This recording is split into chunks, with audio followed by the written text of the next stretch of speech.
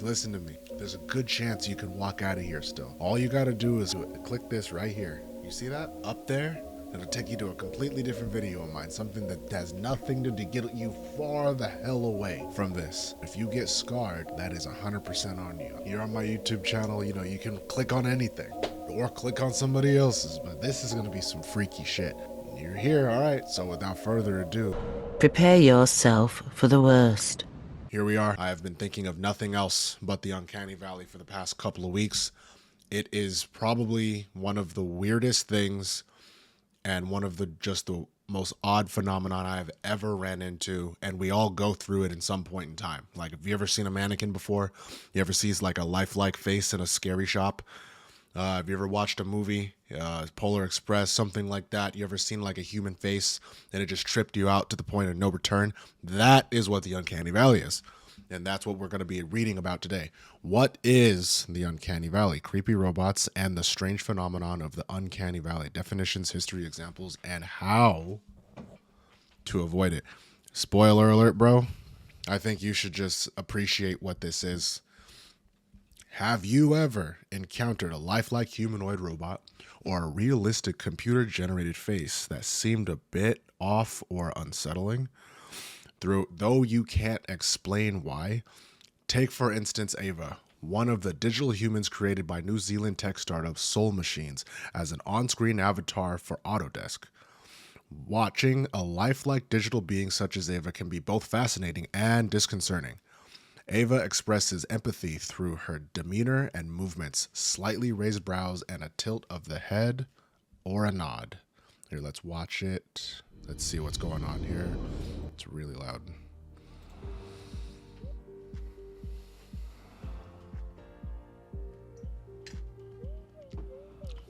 Weird. Real freak stuff right here.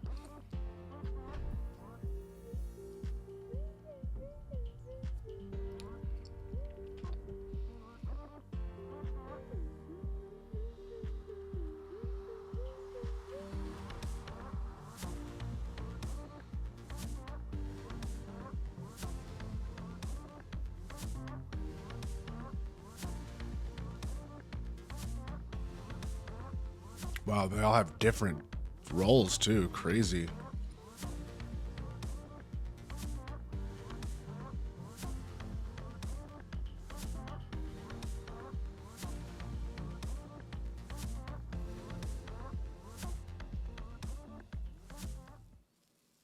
Wow.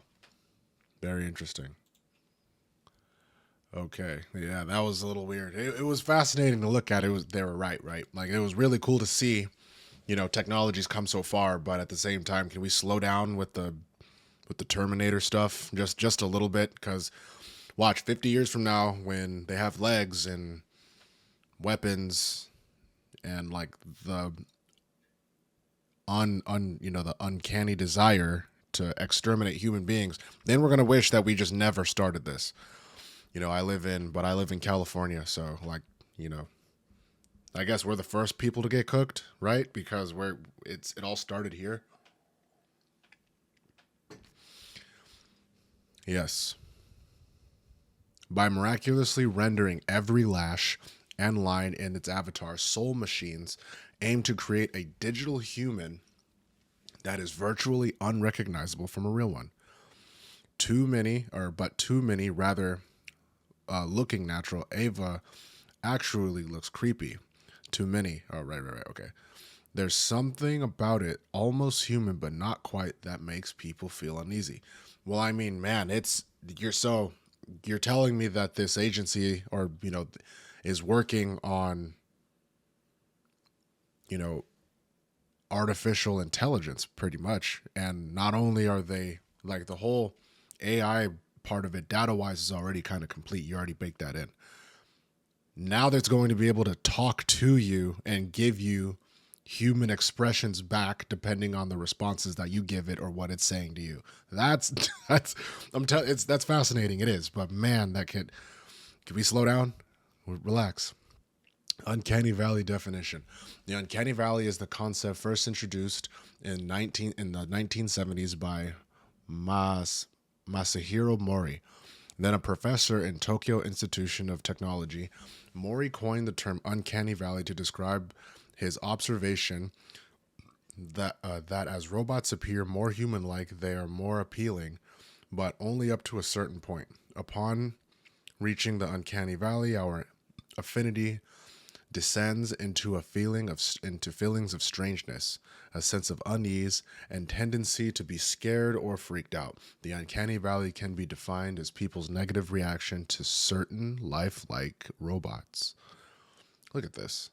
So the affinity is affinity as in like your interest. So it peaks up here, and if you, as you can see, the higher the interest goes up to a certain point is when you start to feel like what the hell is going on, right? So uncanny valley starts, or the uncanny valley is this, but all the way up here is an actual human, healthy person. And industrial robot, the robots that help build cars, machines, things like that, sometimes they just look like one big arm moving. Human likeness all the way at 100, but this is also at 100. You get a prosthetic hand. If you've ever seen a prosthetic hand before, it is very, very unsettling. Or like prosthetic leg, when people are missing body parts, it can, the first couple of times you see it, it can be a lot to take in for sure. But this is really where it all starts, because this is how you understand how it works. Because if you showed this to me without me having much context, I would assume that this graph was made wrong. I've never seen a graph reach a peak and then just dip all the way down and then go all the way back up. Like that is very, very fascinating. The uncanny valley graph to be by Mori. I'm just gonna say Mori. I don't want to butcher the sir's name. As a robot's likeness horizontal axis increases, our affinity towards the robot vertical axis increases too, but only up to a certain point. For some lifelike robots, our responses to our response to them plunges, and they appear repulsive or creepy. That's the uncanny valley. Very, very, very cool. So we got more telenoid. What is this? He has a name. Bro has a name. Telenoid, taking the top spot of the creepiest rankings of the whatever spec. I was gonna. Oh my god. Guide. Oh my god. Telenoid is a robotic communication device designed by Japanese roboticist Hiroshi Ishiguro. Again, I apologize. Its a bald head, lifeless face, and lack of limbs makes it seem more alien than human. This is nuts. So this thing is supposed to talk to people? Talk to me about what?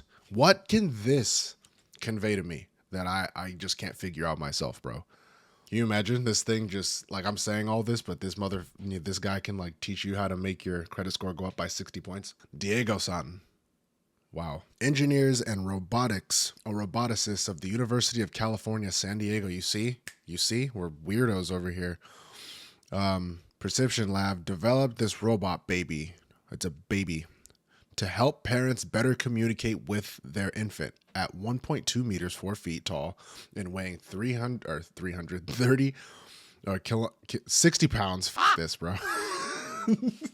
Weighing 60 pounds. Even though the facial expressions are sophisticated and intuitive in the infant robot, I still perceive a false smile when I'm expecting a baby to appear happy, says Angela Twinwell, a senior lecturer of the University of Bolton in the UK and author of The Uncanny Valley in Games and Animations.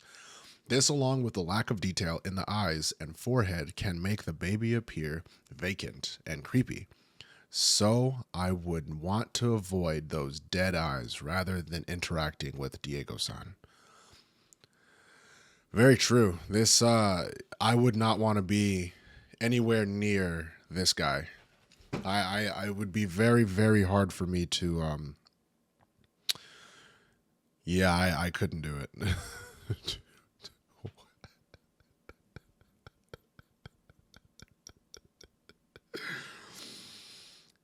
Geminoid H1 or HI.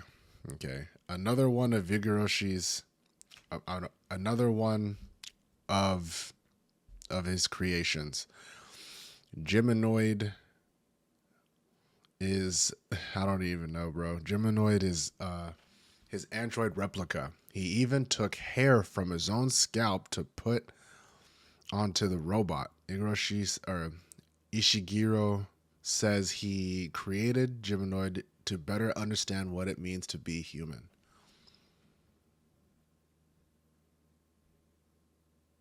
Looks just like him. It's crazy. Oh, Sophia. So Sophia, I feel like when you're introduced into the Uncanny Valley, Sophia is probably the first thing that ends up popping up for the majority of folks. At least for me, like my introduction before I even knew the term Uncanny Valley was Sophia. I didn't know what to call this thing. If I'm being completely honest with you, all I knew is that it talked and it creeped me the hell out really, really bad. But I liked it. I appreciated it. Designed by David Hasselman, David Hasselhoff, David Hasen of Hasen Robotics. Sophia is one of the most famous humanoid robots. Like Soul Machine's Ava, Sophia displays a range of emotional expressions and is equipped with a natural language processing capabilities. So it can talk.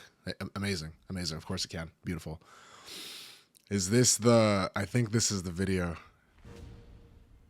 Cats. Oh, Christ. So this is like, you know what?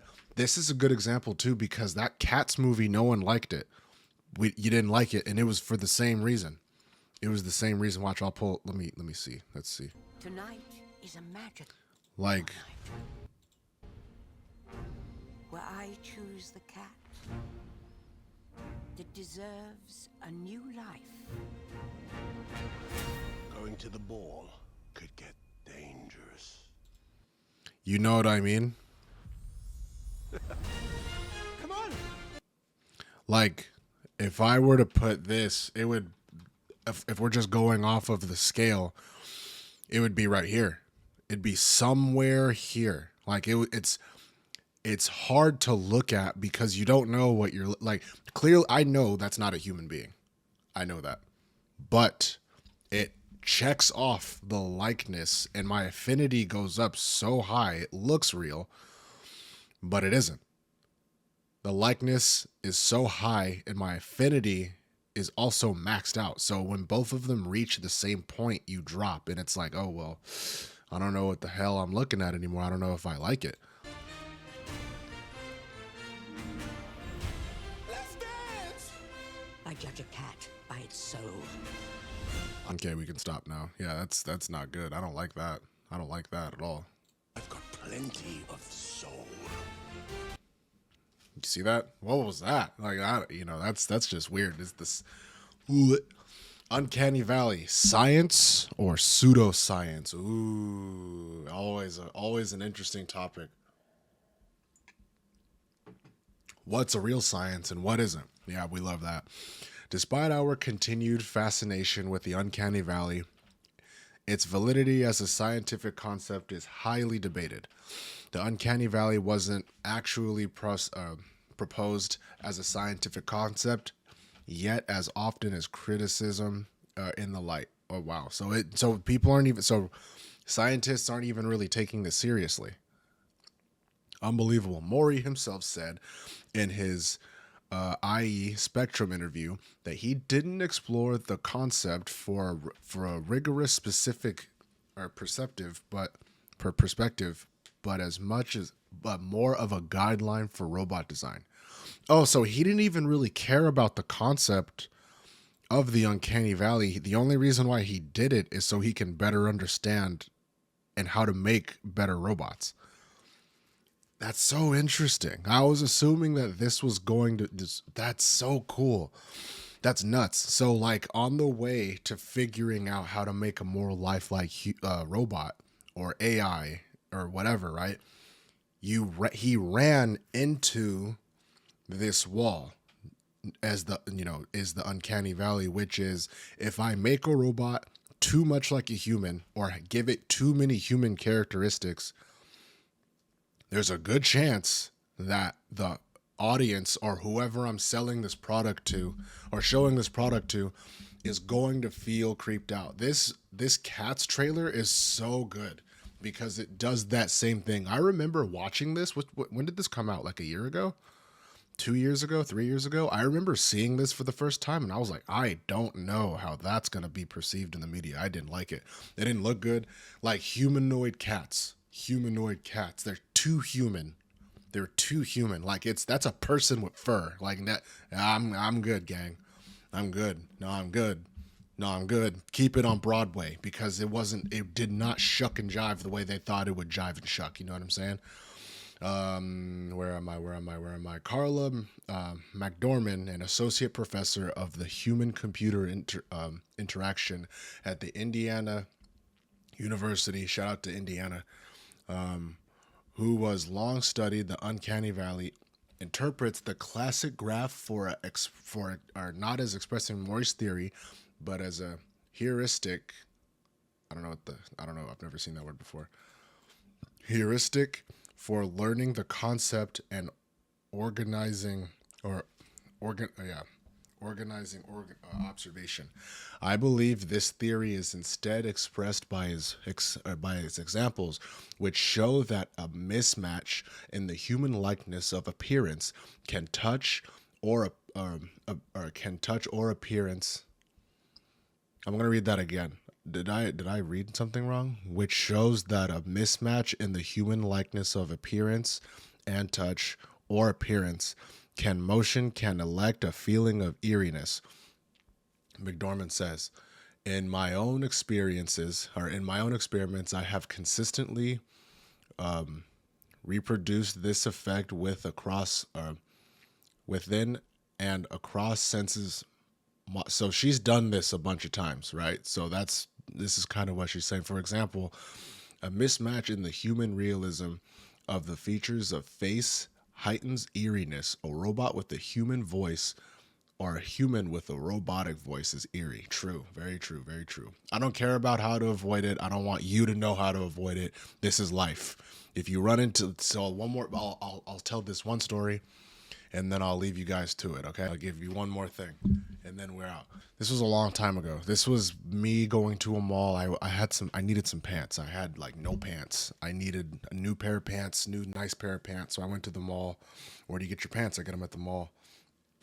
And I go in there, and I think I was in a Macy's or something. And in this back area, there's all these mannequins. There's mannequins spilling out of this room, like just mannequins standing in front of a door. And I'm like, okay, that's weird. So I walk in there. There's nobody around. I don't see any staff. Nobody's telling me not to go in there. And of course, I'm like 18, 17. So I'm like, I'm just gonna go in and see what happens. I go in, I flip the light. It's mannequins all over the place. Some of them are missing hands. Some of them are missing arms. A lot of them were missing heads, and they were all standing. They're all looking in my direction. I can't tell you the amount of cortisol that entered my body when I realized that I was just in a room full of mannequins. For like 5 seconds, I just completely shut down. I'm like, well, I guess this is it. And then after that 6th second, I'm like, oh, wait, this isn't a video game. I can just walk the hell out of here. These guys aren't going to chase me or anything, are they? So I ended up just leaving. And I think about that all the time because that was my first experience with the Uncanny Valley. Like my brain could not process at that time what I was looking at. It was unbelievable. Absolutely incredible. If you liked this video, feel free to like and subscribe. Subscribe.